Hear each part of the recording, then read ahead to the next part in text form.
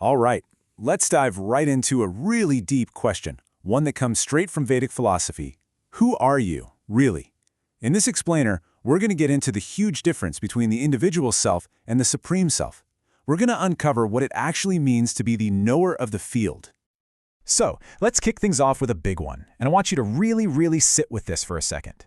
Are you your body, the physical stuff? Or are you your mind, that constant chatter, the feelings, all of it?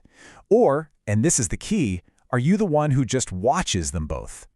So here's how we're going to break this down. First, we'll talk about this core idea of the field and its knower. Then we'll look at the two kinds of knowers, the individual self, which is called the jiva, and the supreme self, Paramatma. After that, we'll compare them side by side so it's super clear. And finally, we'll get to the big question, why does any of this matter? Okay, first things first. To even begin to figure out who we are, we have to understand the stage that our entire life plays out on.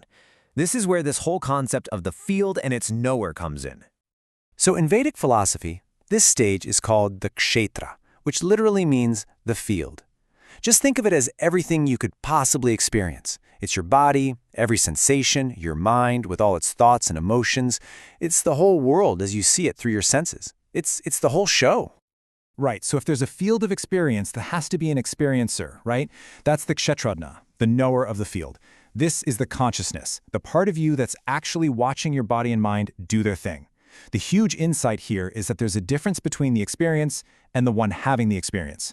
But this is where it gets really fascinating. The texts tell us there isn't just one knower, there are two. Let's start with the knower we all know best. The one we're, pretty much always focused on, the individual self. This is called the jiva. This is the self we think of when we say me. So what is the jiva, really? Well, at its core, it's the pure consciousness that knows its own specific field, your body, your mind. But, and this is the crucial part, it gets tangled up. It starts to identify with the show, with all the changes in the mind, the thoughts, the ego, the desires. And because it has limited power, it gets caught up in what's called maya. You can think of it as a kind of cosmic illusion. It starts to believe it is the show. And the result of this mistaken identity? That's where misery and bondage come from. This quote really just hits the nail on the head. It says the jiva, which is actually transcendental, something pure, gets completely bewildered. It forgets that it's just the observer and starts thinking it is all those temporary qualities of the material world, what are called the gunas. This mix-up, this case of mistaken identity, that's pointed to as the root of all our suffering. So this makes it clear. The mind isn't you, it's not the true self. It's described as an adjunct, almost like an accessory, or a tool that the jiva is using. And this tool, which is a product of that illusion, maya, is what does things that keep the jiva tied to the field.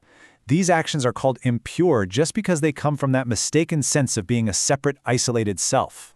But remember, the jiva isn't the only knower in the field. The texts introduce a second, an ultimate knower, the supreme self, or Paramatma. And the nature of Paramatma is, it's on a whole other level. It's called the primeval person, the original cause of everything. It's unborn, meaning it's completely outside the cycle of birth and death. It's the almighty controller, the ultimate authority in the universe. As Narayana, it's the inner guide inside every single living being. As Vasudeva, it's the very foundation that everything exists on. And maybe most importantly, it's self-revealing. It doesn't need anything else to exist. It just is. So this is the absolute key difference. Paramatma is right here, within everything, inside every one of us, as this indwelling self. But unlike the jiva, it is never affected by that cosmic illusion, maya, not for a second. It just stays as a pure, silent witness, totally established in its own nature, completely untouched by all the drama happening in the material world. And that brings us right to the main event. Let's put these two knowers side by side. Seeing them contrasted like this makes the whole philosophy click into place. It's really the core of the whole thing. Okay, check this out. It couldn't be clearer. The jiva, it only knows one field, its own little world of body and mind. But Paramatma is the supreme witness of all fields, everywhere, at the same time. The jiva gets lost and bewildered by the illusion of maya, but Paramatma is the controller of maya. The jiva is limited in power. Paramatma is all-powerful. The jiva perceives something and then mistakenly thinks, that's me. Paramatma witnesses everything but never identifies with any of it. And the result of all this? The jiva experiences suffering and bondage while Paramatma stays eternally in its own blissful being. So yeah, we've gone through some pretty deep stuff. You might be thinking, okay, that's interesting philosophy, but why does this actually matter to me? Well, this isn't just an abstract idea. According to these teachings, understanding this difference has a very real, very practical purpose. Look, the whole point of this knowledge is liberation, freedom. The path begins when you start to realize that you are the jiva, the conscious observer, and you are not the field of your constantly changing mind and body.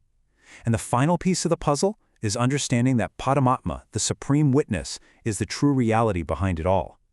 Grasping this distinction, that is the key to breaking free from the illusion and finding real freedom. So I'll leave you with this to think about. If there is one single supreme consciousness that is the ultimate witness of every single experience happening in the entire universe, what does that really tell us about the nature of reality? And what does it say about our own place in it? Thanks for joining me for this one.